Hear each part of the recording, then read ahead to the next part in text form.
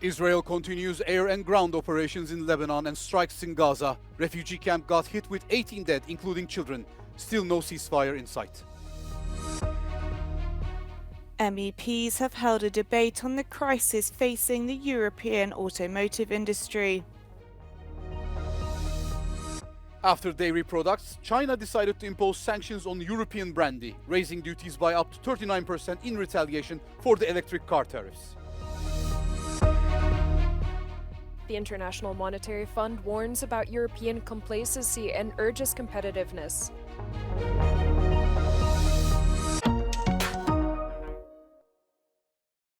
The Israel army struck Hezbollah targets in southern Lebanon on Wednesday as it continues ground and air operations in the area. Around 185 Hezbollah targets have been struck, with soldiers on the ground killing members of the group in close-quarter combat, according to Israeli officials. The strike was a response to recent rocket attacks by Hezbollah during the night. The acting leader of the Iran-backed militant group, Sheikh Naim Qassem, claims that Hezbollah's military capabilities remain intact despite weeks of Israeli bombardment. The group will soon name a new leader to replace Hassan Nasrallah, who was killed by an Israeli strike last month. Qassem said and insisted a ceasefire will not happen unless Israel withdraws from Gaza. Meanwhile, Israel's latest bombardment of central and northern Gaza has killed at least 18 people, including 5 children, Palestinian health officials said on Wednesday. 2 strikes hit tents for displaced people in Nusayrat and Bureij refugee camps in central Gaza. According to Palestinian news reports, the strike hit a crowd who were waiting to collect water. The bodies of some of the victims, including 3 children, were brought to the Al-Aqsa Martyrs Hospital in the town of Deir al-Balah. Blood continues to spill in the region with no apparent sight of a ceasefire. According to Viktor Orban, Ukraine cannot win the war and the European Union should aim for a ceasefire between Kiev and Moscow. The Hungarian Prime Minister is in Strasbourg presenting the priorities of the Hungarian Council presidency to the European Parliament. His press conference was interrupted by a member of a Hungarian opposition party. He threw fake banknotes on the PM, calling him a traitor. Orban, who is often criticized for being supportive of Russia, told a room packed with reporters that better communication with President Putin was needed to get a ceasefire. Quizzed by Euronews, he conceded that in the meantime, EU countries could keep up their military aid to Ukraine on a national basis. Those who think what we are doing as European Union is good and strategically right, let's support the Ukrainians. Don't who disagree with that, like Hungary, we don't. That belongs to the national government.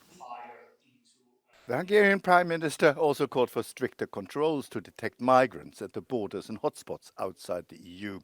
And he doubled down on the request for his country to be exempt from the new EU migration policy. He also still seems ready to send refugees to Brussels to protest against it. The positions of certain caucuses we will respect the European law, we will respect all the regulations, but if somebody who gets an asylum in Hungary would like to come to Brussels, we are ready to have them. Hungary's presidency started in July, but their diplomats have been facing boycotts and isolation in the EU institutions from the start. Parliament's rapporteur for the situation in Hungary believes Orban is actively undermining the common European asylum system. He uses the rhetoric just, to get more, a stronger position, to blackmail in order to get EU funding. It's a lot of rhetorics. And Orban's biggest prize for the Hungarian presidency? To get Romania and Bulgaria fully into the Schengen area, apparently. MEPs have held a debate on the state of the automotive industry as car manufacturers across the continent continue to face factory closures brought on by sluggish sales. A key focus of the debate was the decline in demands for European electric vehicles, a trend that's been exacerbated by rising competition from Chinese manufacturers.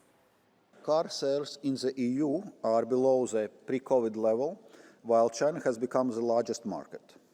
Also in the third market, the demand has shifted towards zero-emission vehicles. We have set a clear framework for the transition to zero-emission vehicles with a 100% zero-emission cars target by 2035. But critics say the EU's 2035 target is impossible to meet, arguing there is not enough funding or infrastructure. Forzata trasformazione in elettrico. Non è sostenibile, non è realizzabile certo nei tempi teorizzati. Non esiste infrastrutturazione della rete, non vi è finanza sufficiente per realizzarla. Non esiste una domanda, troppo costosa, non usabile quest'auto facilmente con parchi auto pieni e mercato bloccato. Non inquina meno. A resolution on the issue will be put to a vote in a future session. French truck drivers are blocking a main motorway in Alsace in protest against the potential introduction of a heavy goods vehicles tax from 2027. The new tax, which comes at a cost of 15 cents per kilometre, aims to reduce transit traffic on the A35 motorway, which sees up to 10,000 trucks pass along it each day. Many of these lorries use the Alsace motorway to avoid paying the high eco-taxes already in place on German motorways.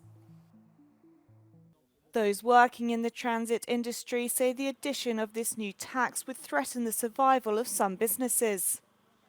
Sont à très faible marge, donc dès qu'il y a une taxe, qui arrive ou qui est censée arriver, ça nous impacte effectivement directement parce qu'on n'a absolument aucune marge de manœuvre. Local councillors are set to vote on the proposal on the 21st of October. The International Monetary Fund is recommending that Europe sticks together in the face of fragmentation within the single EU market in order to avoid a financial crisis.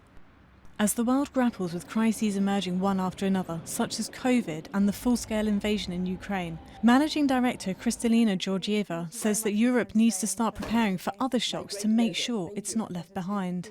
It is important for Europe to stand tall on its achievements. One massively well-performed task to free itself from dependency on Russian oil and gas.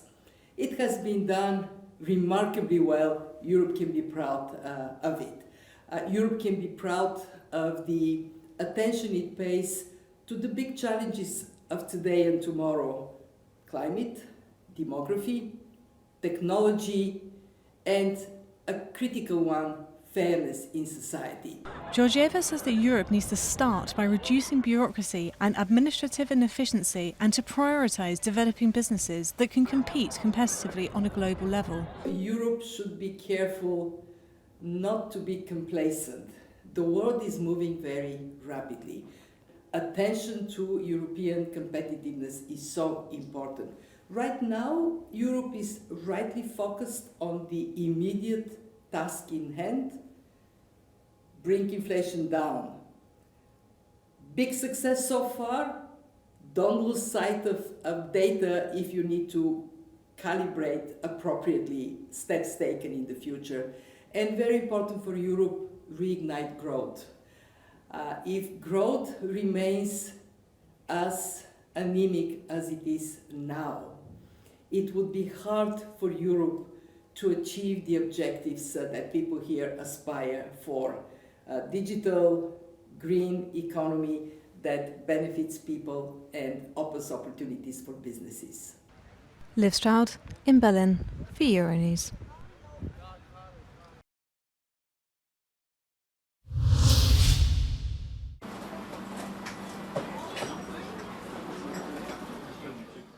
European brandy is going to face sanctions from China. From Friday onwards, Beijing intends to apply temporary anti-dumping measures against spirits, mainly cognac. Custom duties for EU companies could reach 39%, an increase that will be a painful blow for the sector. Today is really a new reality in that sense because it's going to bite. It's going to bite for the companies at a very short notice, as I said, on Friday. It's going to be significant amounts in the sense that China is our second largest export market, and in 2023 we exported spirits of around 800 million euros. 90% of that in value was constituted by brandies, mainly cognac. Officially, Beijing claims to have proof and good reason for implementing these sanctions. However, China's decision comes just days after the EU confirmed that it would impose additional custom duties on Chinese electric cars, a surcharge that has divided the member states. China's retaliation seeks to further fracture the bloc of 27, as it already planned similar measures against European dairy products and pork. Although the term trade war has not been mentioned yet, some MEPs are already calling to present a united front against the Asian giant. We need to think as a one bloc.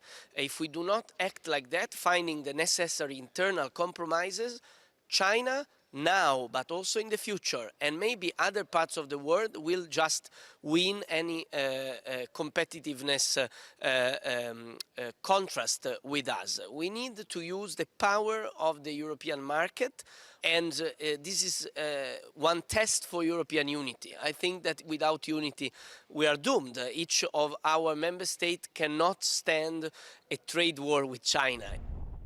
The European Commission is going to challenge China's decision before the World Trade Organization. The institution asserts that these measures don't have grounds. Bien, Monsieur le Président. Negotiations between two sides are expected to intensify until the end of October, when the EU will implement anti-dumping measures on electric vehicles from China. This is especially important as we celebrate the 50th